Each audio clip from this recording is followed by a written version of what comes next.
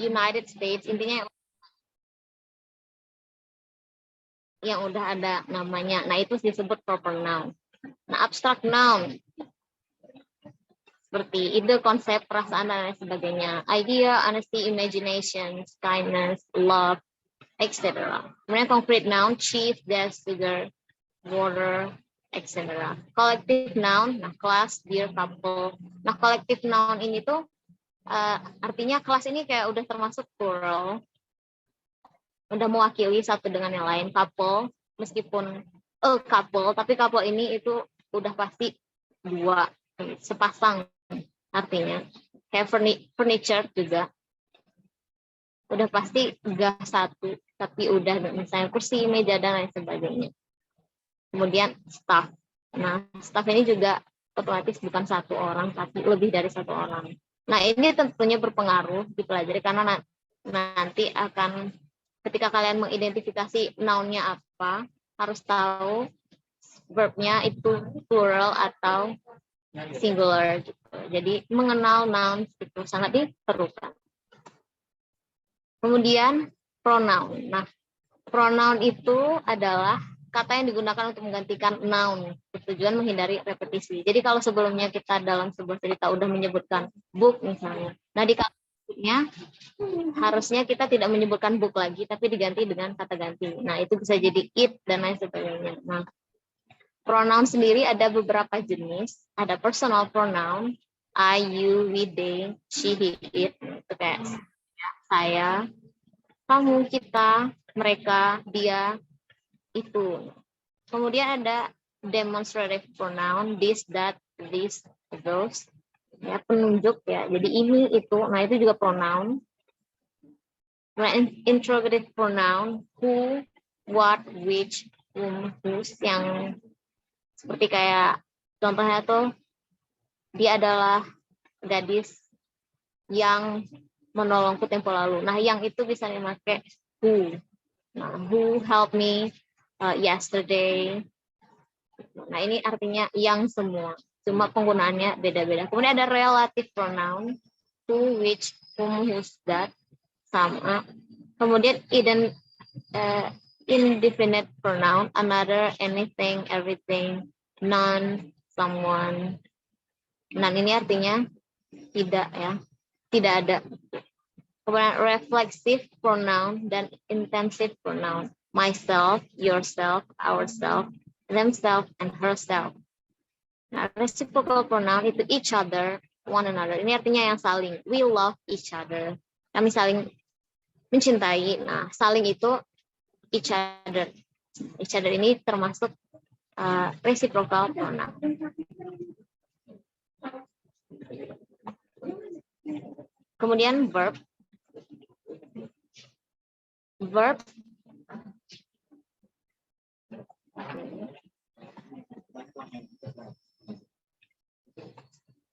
Verb digunakan untuk menunjukkan tindakan dari subjek, menunjukkan peristiwa atau keadaan. Nah, macam-macam verb ini ada banyak ya. Ya, intinya verb itu kata kerjanya. Ini dalam kalimat udah pasti harus ada verb. Nah, contohnya itu ada transitive verb yang harus mempunyai objek berarti ya. Kayak ask, buy, hit, make, and show. Kemudian intransitive verb, arrive, come, go, smile, and wait. Regular verb, accept, bake, decide, live, walk. Irregular, bear, choose, feel, send, write. Nah, kalau irregular ini nanti bakal kita bahas lagi. Kenapa? Karena konjugasinya atau ketika digunakan dalam past tenses, past simple tenses atau future tenses dan lain sebagainya tentunya berubah. Nah, dan itu perubahannya sangat-sangat tidak ada polanya. Jadi ini gimana pun juga harus kalian hafal dan ada beberapa yang harus kalian perhatikan. Kemudian action verbs, eat, grow, jump, run, and work. Stative verb itu adore, deserve, forgive, impress, and sound. Artinya yang tidak perlu aksi yang cukup jelas, tapi dapat dirasakan. Nah, kalau ini butuh aksi yang jelas. Nah, kemudian finite verb, transitive, intransitive, action, dan stative verb, linking verb, dan auxiliary verb. Nah, ini artinya yang memiliki makna. Kemudian kalau non-finite itu present participle, past participle, infinitive, bare infinitive. Ini yang bebas, ini limited gitu. Kemudian linking verb pada act, be, look, seem, and taste. Causative verb get, have, lead, let, and make. Oke. Nah, adjektif. Adjektif ini kata sifat. Nah, kata sifat adalah suatu kata yang digunakan untuk menggambarkan atau memodifikasi noun atau pronoun. Misalnya gadis yang baik, gitu. Buku yang bagus. Nah, bagus dan baik itu merupakan adjektif. Nah, biasanya dalam bahasa Inggris itu terletak sebelum noun atau pronoun. Nah, kalau bahasa Indonesia kan setelah noun ya, buku yang bagus. Buku bagus, buku biru. Nah, sementara kalau bahasa Inggris, green book, blue book, or a good girl, seperti itu. Kemudian namun dapat juga terletak sesudah linking verb yang berhubungan dengan indera. Nah, tadi linking verb itu yang berhubungan dengan indera. Seem, terlihat, berhubungan dengan mata. Taste, berhubungan dengan rasa, lidah. Nah, itu bisa juga taste, delicious. Nah, delicious itu merupakan adjektif. Nah, untuk satu noun atau pronoun terdapat lebih dari satu adjektif. Jadi bisa banyak adjektif yang menemani noun tersebut. Contoh adjektif itu ada old, young, bad, thick, big, small, pretty, dan lain sebagainya.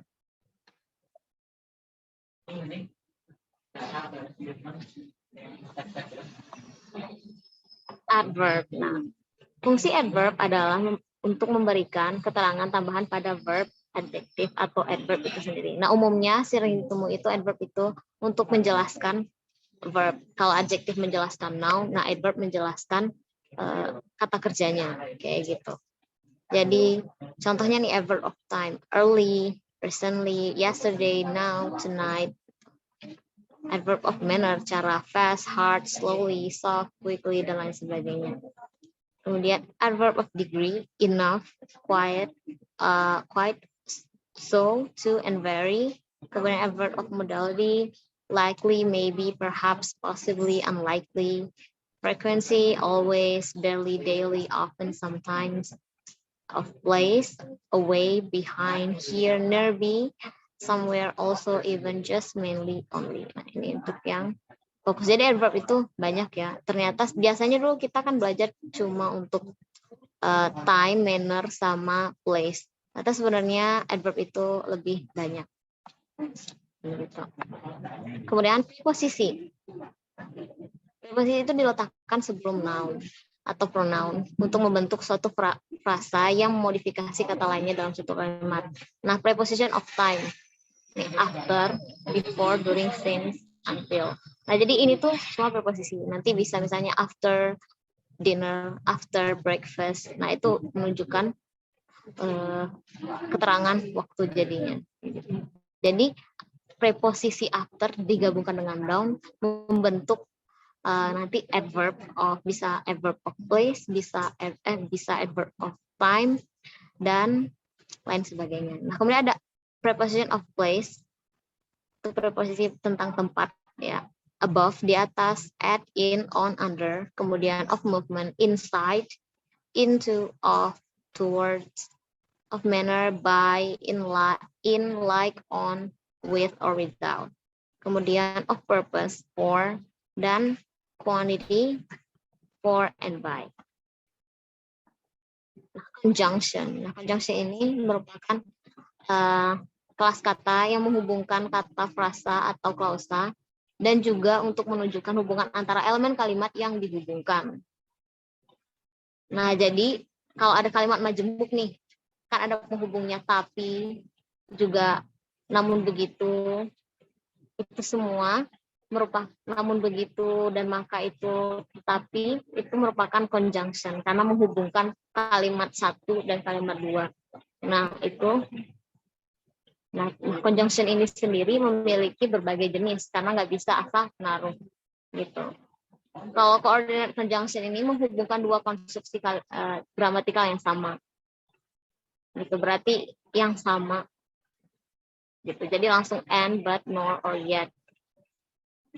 Kalau correlative conjunction digunakan berpasangan between and, either, or, from, to, rather, than, if, then. Kayak misalnya, I would rather have a cake than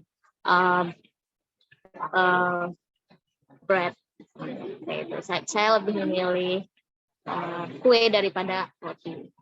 Rather, and.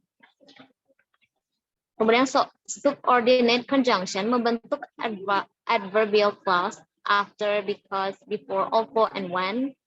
Kemudian ada conjunctive adverb menghubungkan dengan logis dua independent clause yang berurutan. At last, besides, however, hence, and then.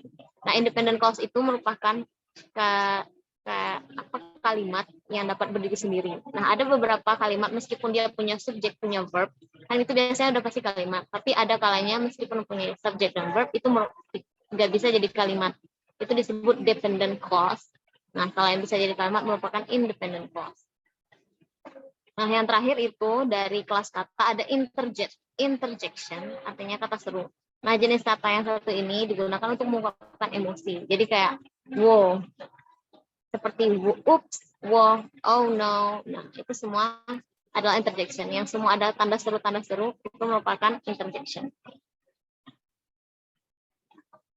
Oke, nah kemudian ini yang berikutnya perlu kita perhatikan dalam melihat soal TOEFL, subject dan verb agreement.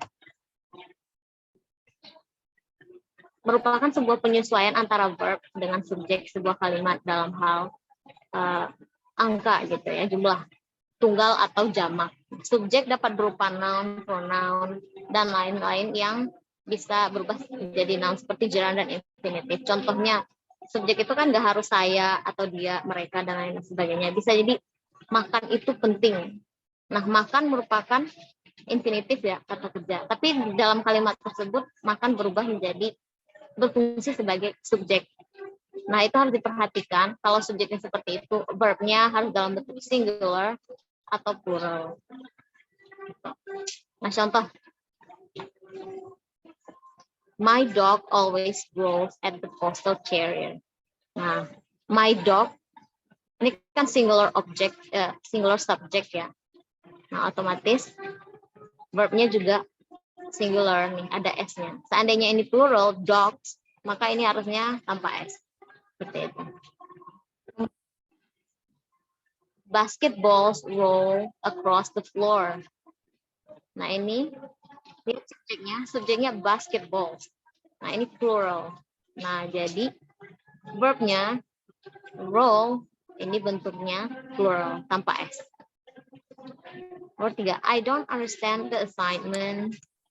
Singular subject, I, dan singular verb, understand. Kalau I kan konjugasi untuk I tanpa S. Ini harus diperhatikan. Kemudian, these clothes are too small for me. Nah, clothes kan plural subject. Maka to be yang dipakai adalah are. Seandainya clothes-nya tanpa ES, tanpa E dan S ini, maka this clothes bisa single gitu. Jadi is too small for me. Nah, ini harus selalu diperhatikan. Biasanya dalam TOEFL itu bisa jadi nanti this clothes titik-titik too small for me. Nah, nanti di opsinya bisa ada dengan are, was, were, is, dan lain sebagainya.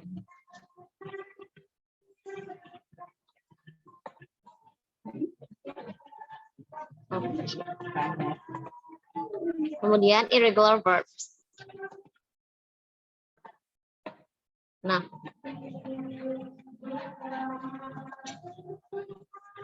semua kata kerja memiliki bentuk dasarnya. Nah, bentuk dasar ini disebut infinitive. Misalnya look, make, play, dan lain sebagainya banyak. Like have, be, is, mr itu bentuk dasar infinitifnya itu be. Nah, mayoritas verbs itu disebut irregular verbs, itu kata kerja yang beraturan, mengikuti pola yang sama, dan membuat past simple dan participle menggunakan kata yang sama. Tinggal ditambah ed, misalnya berarti look, tinggal ditambah ed, look. Make, berarti tambah ed, make. Nah, tapi masalahnya make ini merupakan salah satu bentuk irregular, nanti akan kita bahas. Namun ada kata kerja yang memiliki akhiran yang berbeda. Nah, ini yang disebut irregular verbs. Jadi tidak mengikuti aturan yang ditambah E dan D ini. Pertama kita lihat dulu contoh regular verbs ya. Nah, infinitifnya call. Past simple atau verb to-nya itu called, called. Kemudian past participle called. Ini verb 3. Infinitifnya like, past simple-nya like, and past participle-nya like. Literally sama, tinggal ditambah D, ed. Nah, kalau like ini kan akhirannya udah E, jadi tinggal ditambah D aja. Dan bentuk verb to dan verb 3-nya sama. Kemudian untuk infinitif yang akhirannya Y, study, dan yang lain yang berakhiran Y, itu untuk regulernya Y-nya diubah menjadi I dan ditambah ed. Jadi studied and studied. Untuk verb to and verb to-nya sama. Nah, seperti ini, regular seperti ini. Jadi rapi sama kayak gitu. Nah, meanwhile kalau irregular verb itu berbeda-beda. Nah, ini ada beberapa tipenya. Tipe 1 itu sama. Jadi verb to dan verb 3-nya sama seperti bentuk infinitifnya, seperti put. Kemudian cut. Hurt. Ini jadi bentuk infinitif, past simple dan past participle-nya sama. Ini tipe 1.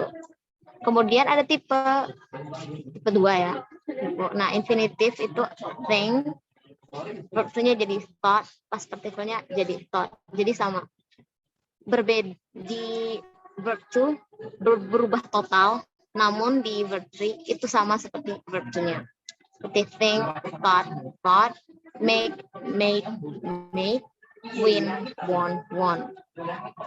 Gitu. Jadi cuma ibaratnya tinggal dihafal aja think dan thought, kemudian past participle-nya sama. Verb 3-nya sama seperti verb 2. Nah, ini untuk tipe ketiga itu past simple-nya, verb 2-nya beda, tapi verb 3-nya sama dengan infinitifnya. Seperti come, came, become, became, run, ran, and run. Jadi, infinitif dan verb 3-nya sama, cuma di verb 2-nya yang berbeda. Kemudian tipe keempat itu infinite beda semua. Ini hampir polanya agak sulit ya, karena tidak ada yang jelas. Intinya contohnya be, was, were, been, break, broke, broken, eat, ate, eaten. Nah, kebanyakan yang akhirannya n itu biasanya tipe keempat ini.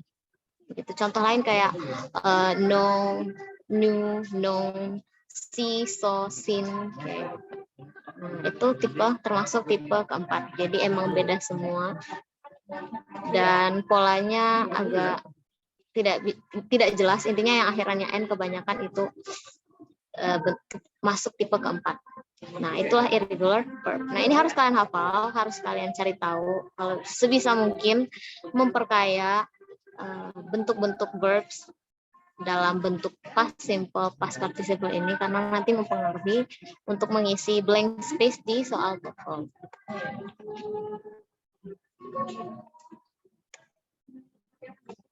Kemudian berikutnya itu materi singular and plural. Nah, singular and plural ini, bis kata benda ya. Nah, kata benda kan umumnya kalau plural dalam bahasa Inggris itu ditambah s. Nah, boat jadi boats, cat jadi cats, river jadi rivers. Nah, sementara kata benda yang akhirannya s, x, z, dan chsh itu membentuk kata benda jamak dengan menambah akhiran es. Jadi nggak cuma s aja, tapi ada es-nya. Contoh bus jadi buses, wish, wishes, box, boxes. Nah, ini harus diperhatikan nanti, terutama di soal TOEFL yang bagian memeriksa grammatical error. Nah, itu bisa jadi nanti harusnya bus itu bentuknya plural, tapi nggak plural. Atau wish-nya plural, tapi bentuknya salah, wish ditambah s. Nah, itu salah. Harusnya wishes bentuk plural. So, ini juga Ini polanya cukup jelas ya, apapun yang akhirannya S, X, Z, CH, SH itu ditambah ES. Contohnya jam tangan bentuk plural watches. Gitu. Nah, kemudian kata benda singular yang berakhiran dengan huruf konsonan dan Y membentuk kata benda jamak dengan menghilangkan huruf Y dan menambah akhiran IES. Jadi Y-nya berubah jadi I ya. Contohnya baby, babies, spy, spies, city, cities. Jadi Y-nya berubah jadi I dulu, kemudian ditambah ES. Nah, untuk kata benda tidak beraturan, ada, ini harus dihafal. Dan biasanya bentuknya beda banget. Contohnya woman, jadi women. Jadi emang cuma beda satu huruf, tapi kayak ini nggak bisa ditambah S. Ini emang berubah. Child itu bentuk singularnya, pluralnya children. Mouse, tikus ya, satu. Kalau satu mouse, tapi kalau banyak itu mice. Nah, contoh lain man misalnya, ini man satu, tapi kalau banyak lelaki berarti man yang ini. Dan kadang ada juga kata benda yang sama ya, jadi bentuk plural maupun singular itu sama. Contohnya seperti ikan, fish, jadi mau satu atau banyak tetap fish. Kemudian ini complex and compound sentence, yaitu kalimat majemuk dan kalimat kompleks. Nah, sebelum kita bandingkan dulu ya, sebelum masuk ke complex sentence dan compound sentence, kita bisa lihat dulu simple sentence. Nah, simple sentence itu hanya terdapat satu subjek dan satu verb. Nah, contohnya seperti yang di samping ini ya.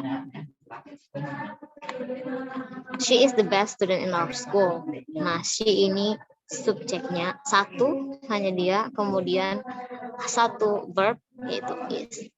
Nah, sisanya ini complement. She is the best student. Nah, kemudian yang berikutnya, I love reading. I dan love. I itu subjek dan verbnya love. Satu semua. She is, I love, they went, I like, the cat is. Nah, seperti ini. Nah, kalau kalimat ini termasuk kalimat sederhana. Simple sentence. Nah, sementara complex sentence itu terdiri dari dua klausa, yaitu independent clause dan dependent clause, yang digabungkan menjadi satu. Nah, dependent clause tidak dapat berdiri sendiri dan tidak dapat dipisahkan dari independent clause. Nah, contohnya seperti ini. Independent clause, I bring the book. Nah, dependent clause itu that you want. Nah, kalau diartiin itu independent clause yang ini tuh saya membawa buku. Kemudian dependent clause ini that you want, yang kamu inginkan. Nah, jadi digabung menjadi saya membawa buku yang kamu inginkan. Nah, seperti itu. Jadi independent clause ini bisa berdiri sendiri. Tanpa dependent clause ini nggak apa-apa, nggak masalah. Ini tetap bisa jadi kalimat I bring the book. Kemudian dependent clause-nya, nah sementara dependent clause ini nggak akan bermakna, nggak bisa tanpa independent clause. Nggak pernah ada kalimat ujuk-ujuk cuma that you want, that you like. Nggak bisa. Oleh sebab itu, independent clause dan dependent clause ini harus bersama. Dependennya harus ke independent. Nah, gabungan ini disebut complex sentence. Contoh kedua ini, I have so many cats. Saya punya banyak kucing. Dependent clause-nya yang sangat imut. I have so many cats that I bought in the pet shop yesterday. Wow. Harusnya ini I have so many cats that is very cute juga bisa. Tuh. Inilah complex sentence. Biasanya menjelaskan salah satu objek yang dibicarakan di independent clause.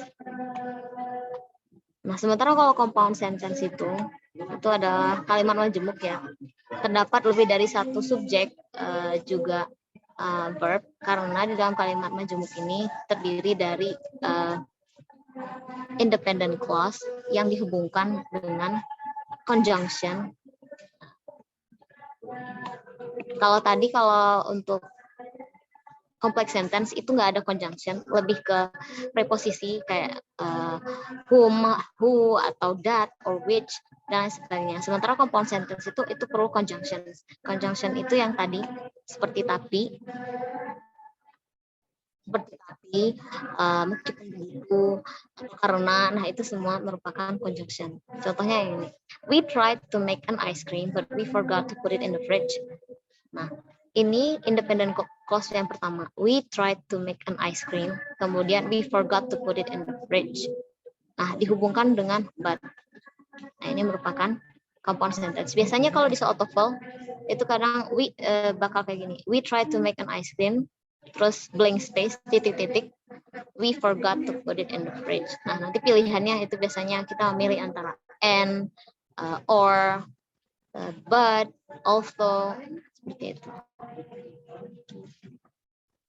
Kemudian contoh berikutnya, they got bad rank in their school, so their mother gets angry. Nah, seperti ini. So ini juga conjunction, jadi akibat dari ini. Begitu. Nah, ini kita masuk ke latihan ya. Oke, sejauh ini kalau ada yang mau ditanyakan, bisa ditanyakan. Sebelum kita masuk ke exercise.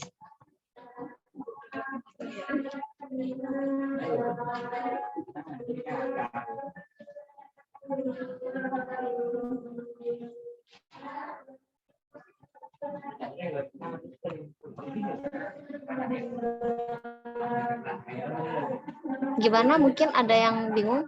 Oke, kita coba tes di soal dulu ya. Satu dulu. When titik-titik bla bla bla the seminar.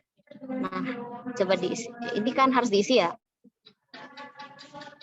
The lecturer attended.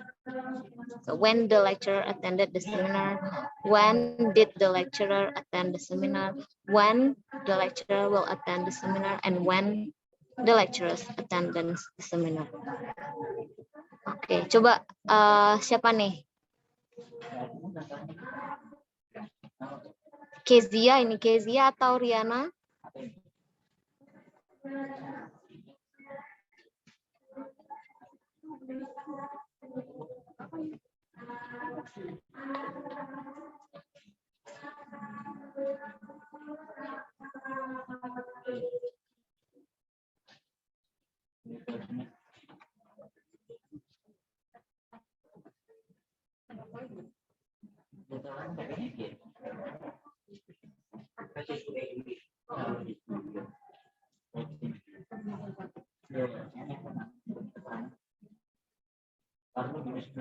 Oke, ini ada yang nanyain private chat mengenai apa ini? Mengenai cara bedain irregular verbs tipe 1, tipe 2 atau tipe 3.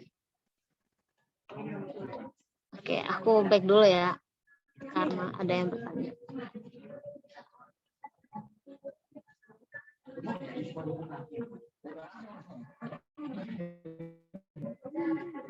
Cara membedakan irregular verbs tipe 1, tipe 2, tipe 3. Biasanya sebenarnya susah ya, tapi biasanya tuh yang kayak satu pengucapan kayak put, cut, hurt, dan apa lagi ya, itu tuh semuanya tuh bakal jadi termasuk tipe 1. Jadi nggak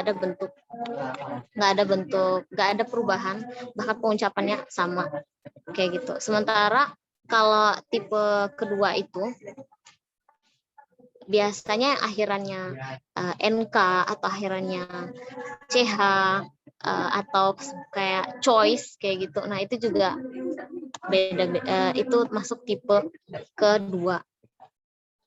Choose gitu, kayak choose. Kemudian catch. Jadi catch, count. Nah, yang berakhiran hati-hati. Nanti jadinya jadi endingnya tuh hati dan hati. Kayak gini.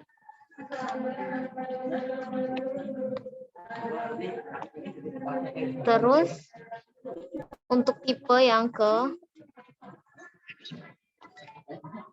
ketiga, keempat, ini biasanya tipe keempat tuh yang pasti beda. yang akhirannya en alias kayak know yang mengetahui, jadi know, new, known. Nah itu yang akhirannya kalau teman-teman sering membaca pasti kan banyak banget yang verb yang akhirannya en. Nah itu termasuk berarti tipe 4. Nah kalau tipe 3, nah biasa dikit sih, nggak banyak yang come, biasanya come, kim, come, emang nggak banyak kayak gitu. Nah sebenarnya caranya menghafal itu harus sering ngecek di situs atau di buku. Kalau kalian punya buku verb, kumpulan verb, jadi emang harus dihafal kalau irregular karena beda-beda. Nah yang tipe 1, tipe 2, tipe 3 ini sama tipe 4 ini cuma biar kalian kira-kira tahu dan punya polanya kalau mau mengubah dari infinitif ke verb to dan verb 3. Tapi ini semua harus dihafal, balik lagi. Nah kalau kalian mau susah nggak punya bukunya, itu bisa cek di website verb123.com. Nah di situ kalian tinggal taruh aja verbnya apa, terus nanti langsung keluar bentuk past simple-nya gimana, bentuk past participle-nya gimana, bahkan ada untuk bentuk future-nya. Jadi di situ bagus banget untuk belajar. Dan kalau cara cepatnya, kalau bisa kalian tulis. Jadi kalian terbiasa menulis dan secara tidak langsung itu tercatat di memori kalian gitu ya. Kalau mengenai irregular verb ini.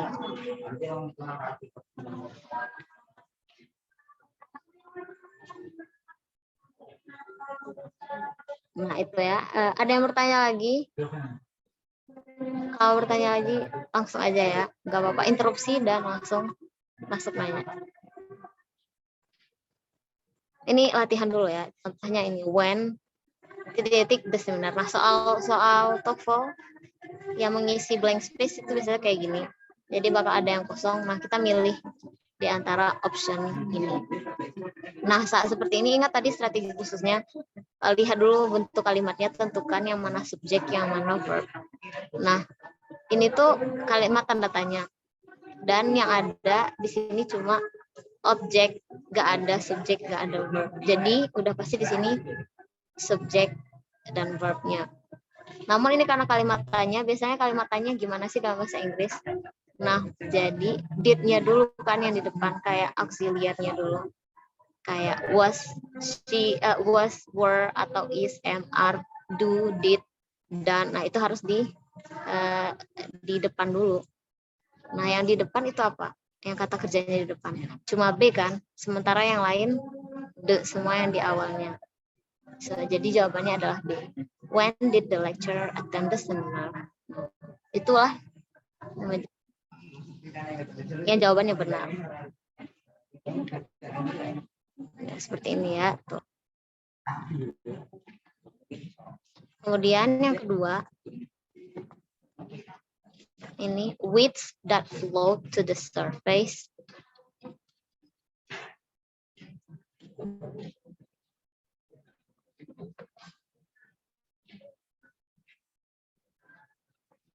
Nah titik-titik ini kan ada titik ya, ini harus diisi. Identifikasi lagi. Ini yang mana subjek, yang mana verbnya.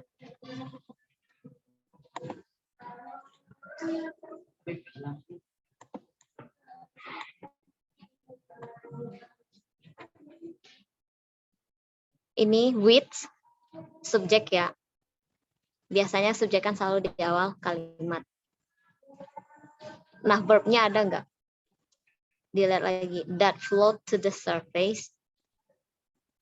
Titik-titik. Artinya kan kayu yang terapung di permukaan. Titik-titik. Nah, berarti hanya ada subjek that float to the surface ini cuma klausa untuk menjelaskan subjeknya. Maka kita harus mengisi dengan kata kerja. Nah, kata kerja yang tepat itu gimana? Should remove, be removed, should be removed, atau removed. Berarti kayu yang ada di permukaan. Should remove. Salah, itu kalau should remove berarti kayu yang memindahkan. Berarti kayunya kayak bergerak dan memindahkan sesuatu. Dan yang dipindahkan pun nggak tahu apa. Nah, kemudian jawabannya benar berarti B. Ya. Jawabannya. Kalau B ini, jawabannya benar itu C. Kalau B ini, jawabannya, which that float to the surface be removed. Berarti kata kerjanya be. Dan ini infinitif dan ini belum disesuaikan dengan subjeknya. Subjeknya itu which. Nah, berarti kalau which ini seandainya makanya yang B, harusnya B ini bentuknya jadi are. Nah, which that float to the surface are removed, misalnya seperti itu. Nah, tapi ini be removed, maka ini salah. Jadi kita lihat C. Which that float to the surface should be removed. Harus dipindahkan. Ini bentuk kalimat pasif. Nah, jadi ini benar. Kalau yang D itu which that float to the surface removed. Bentuknya jadi kalimat simple past. Nah, tapi artinya jadi aneh. Kayu yang terapung di atas permukaan memindahkan apa? Jadi di sini yang tepat adalah C. Kalimat tersebut memiliki verb, karena itu pada pilihan ganda carilah opsi yang menggunakan yang berfungsi sebagai verb. Nah, ini semuanya adalah pasif. Jadi modal be dan past participle. Past participle ini apa? Verb 3. Iya benar, ini Kezia Ripka benar ya, C.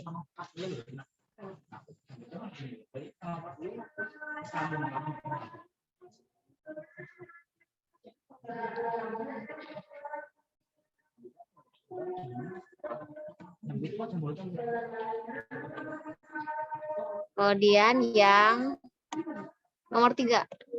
Ini nih. Nah, kalau tadi kan soalnya mengisi blank space ya, jadi yang kosong itu diisi dengan yang tepat. Nah, soal TOEFL structure itu di sesi kedua itu, di bagian kedua, itu mengidentifikasi grammatical error.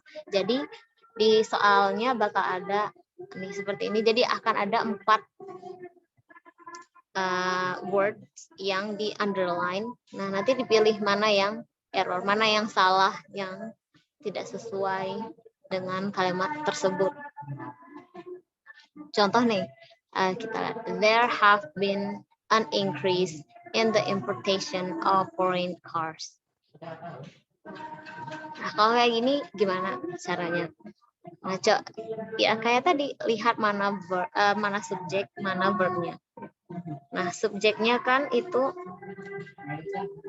there ya, ini kalimat ada. Nah, there an increase dan have been. Coba lihat, an increase ini plural atau singular? Singular kan? Nah, have ini untuk kata kerja plural atau singular. Nah, itu yang harus diperhatikan. Nah, ini berarti jawabannya yang mana? Kalau ini an increase itu kan, an increase-nya udah pasti nggak diubah karena ini nggak di underline. Nah, ini 1. Kalau 1 itu have, itu harusnya bentuknya kayak apa? Kan ada have, has, had, dan lain-lain. Nah, ini harusnya berarti have been ini harusnya has been.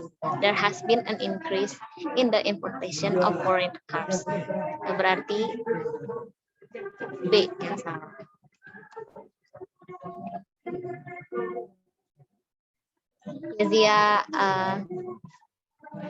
Kezia agak tidak tepat ya, yang C, gak apa. Ini kenapa milihnya C? Importation. The importation.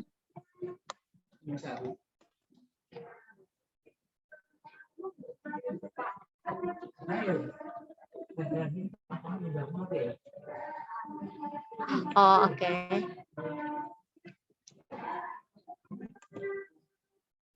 Nah, itu tadi yang tepatnya itu adalah B ya, guys. Seharusnya has been. Dalam kalimat tersebut terdapat penggunaan there. Nah, terus diikuti an increase. Nah, an increase ini kan 1 singular subject. Nah, maka harusnya there has been singular subject. Seandainya itu increases, jadi increase-nya bentuknya plural, baru pakainya have been. There have been increases. Nah, tapi kan yang di underline itu bukan increase-nya. Jadi increase-nya nggak diubah. Have been-nya yang diubah menjadi has been. Nah, untuk soal nomor 4 nih. Children love playing in the mud, running through the puddles, and they get very dirty. Nah, ini berarti antara love, in the mud, running, they get. Ini yang salah di mana?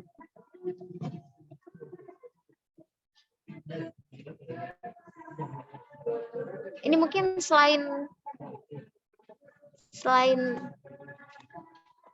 Kezia lagi dia juga boleh. Mungkin Kezia mau try, mau nyoba.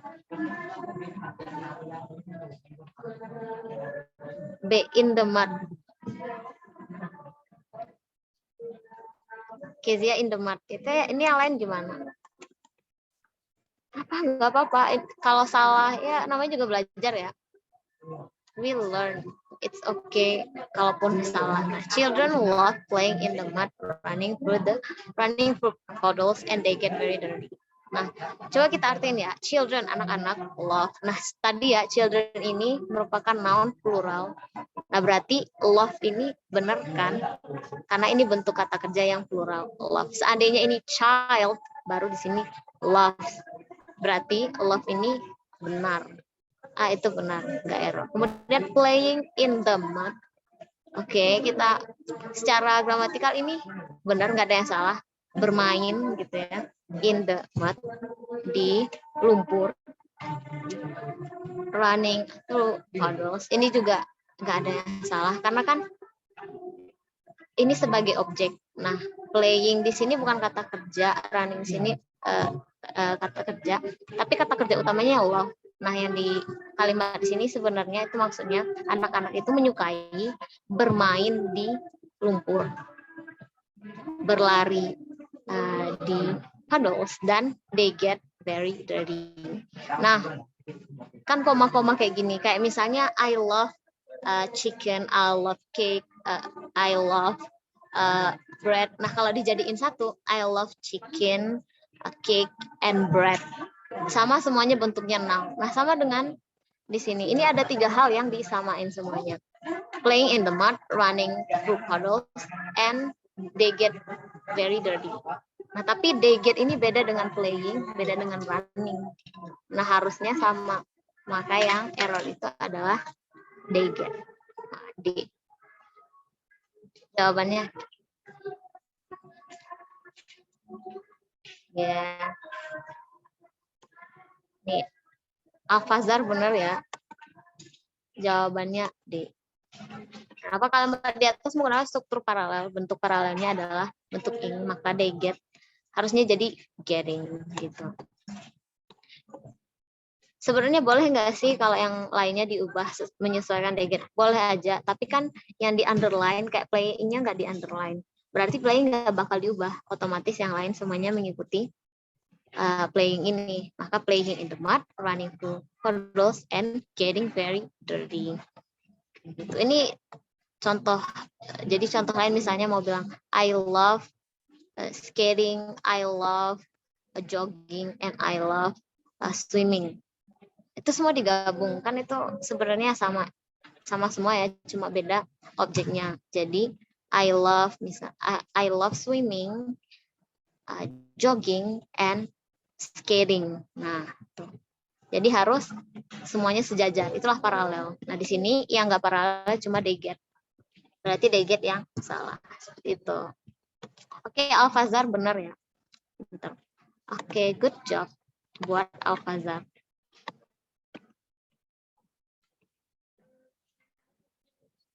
Oke, thank you everyone. Itu semuanya. Nanti aku bakal kirim PDF-nya di grup. Any question?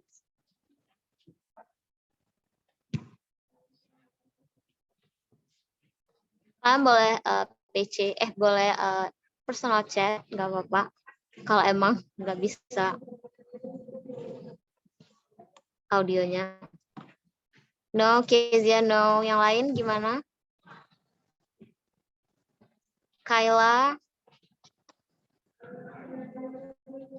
Kayla nggak ada. Oke, yang lain?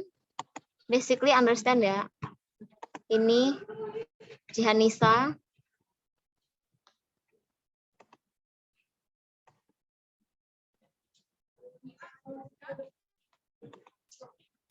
Oke.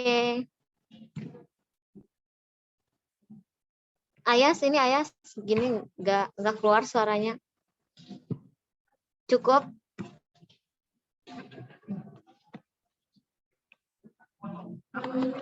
Oke.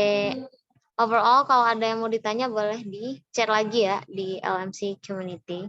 Aku kembalikan ke moderator Kak Gali.